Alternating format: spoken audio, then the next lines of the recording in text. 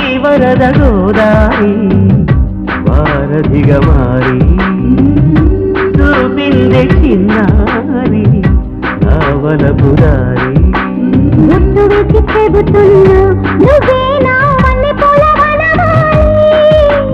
చూడగానే పోల్చుకున్నా నువ్వే నా గుండె కోరుకున్న మజిలి